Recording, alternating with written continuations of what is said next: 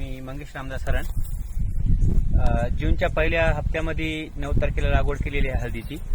आणि खताचा जेव्हा आपण नागडी करतो, नागडी झाल्यानंतर जेव्हा बेड पाडतो तेव्हा त्यावेळेस पोटॅश एकरी 1 पोतं 50 किलो, पोटॅश दाणेदार 3 पोते असं या प्रकारे, आणि निंबोळी पेंटचं 2 पोते असं नियोजन केलेलं होतं स्टार्टिंगला. आणि लागवड आपलं बीज प्रक्रिया करून लागवड केलेली आहे.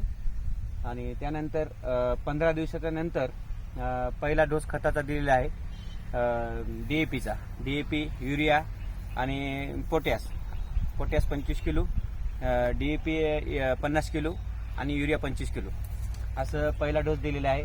त्यानंतर 30 दिवसांनी दुसरा डोस दिलेला आहे 10-26-26चा, आणि एक वनिताची किट टाकलेली आहे त्याच्यासोबत. अशा प्रकारे आम्ही हळदीचं नियोजन केलेलं आहे.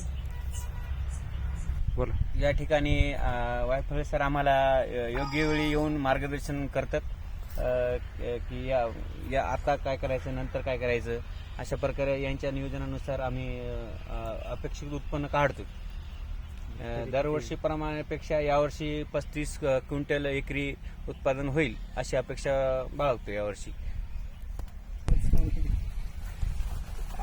कधी बोलत नाही ना.